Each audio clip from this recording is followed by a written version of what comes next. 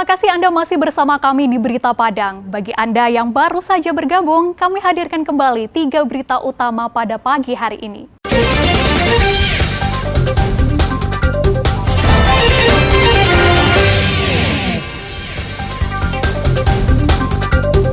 Marapi erupsi.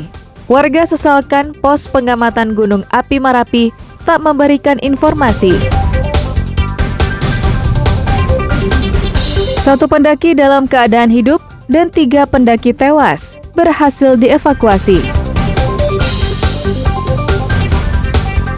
Hari ketiga evakuasi korban erupsi Gunung Marapi diwarnai hujan abu vulkanik.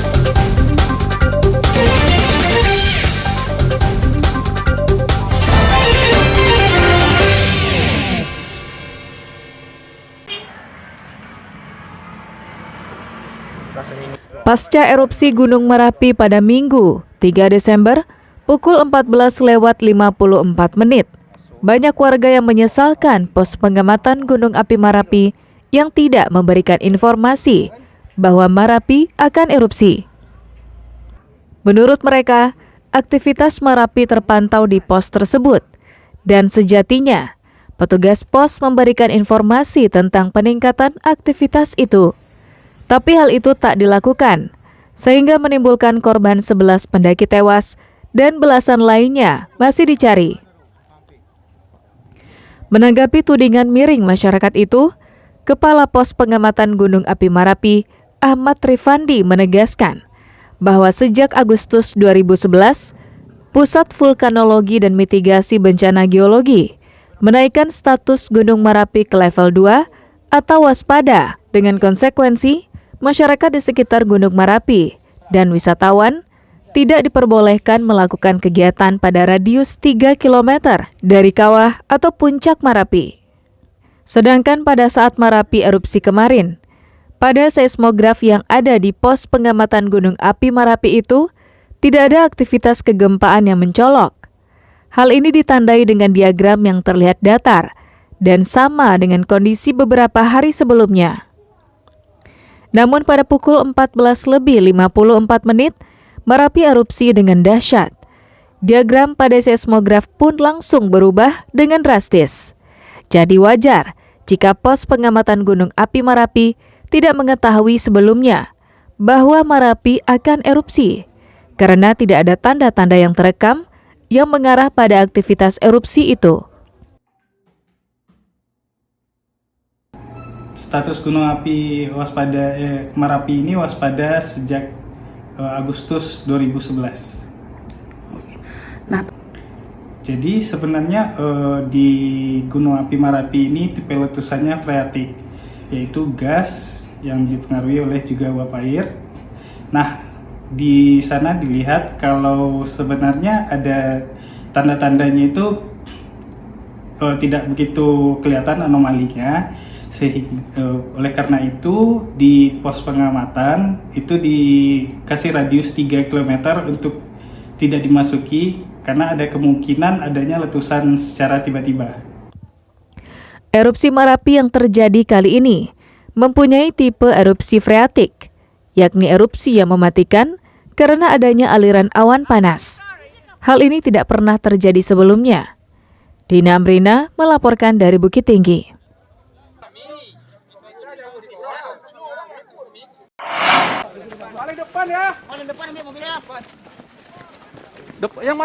Tim SAR gabungan mengevakuasi 4 pendaki yang menjadi korban erupsi Gunung Merapi pada Senin sore. Ketiga korban dievakuasi tim SAR dari daerah Pintu Angin di batas vegetasi.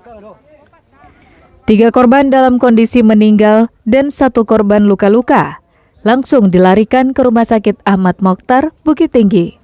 Korban luka-luka akan menjalani perawatan, sementara untuk korban meninggal dunia akan dilakukan otopsi. Identitasnya masih dalam proses identifikasi di Posmortem Polda Sumbar, karena petugas mencocokkan data yang diperoleh dari pos antemortem di Batu Palano. Medan terjal, licin dan erupsi yang setiap saat terjadi menjadi kendala untuk proses evakuasi dan pencarian pendaki yang masih dinyatakan hilang. Nah, cuma ini kan nggak di bawah, nggak di lapangan. Yang di lapangan nggak bisa lagi yang kita ngambilnya karena masih erupsi kan. Nah, susah kita ngambilnya. Itu posisi korban yang paling banyaknya dekat kawah atau di mananya, Pak? Di dekat nih di lapangan gitu. Di area terbuka. Ya. Oh, Letaknya berjauhan. berjauhan. Ya, jauhan ya. Terus Berarti satu-satu gitu ya Pak ya? Berjarak-jarak ya Pak ya? Erupsi. masih erupsi. Masih erupsi ya Pak ya? Jadi masih nyampe di puncak, jadi masih erupsi, jadi susah ngambilnya. Nah, jadi sekarang kita nggak tahu lagi yang ngambil sekarang ini kan. Tim masih apa ada di atas. berhasil, apa enggaknya kita nggak tahu lagi. Ya. Orang masih ada di atas. Masih. Untuk sementara, proses evakuasi dihentikan karena faktor cuaca dan akan dilanjutkan pada esok hari sambil menunggu keadaan cuaca dan kondisi Gunung Merapi. Sri Luis melaporkan dari Agam.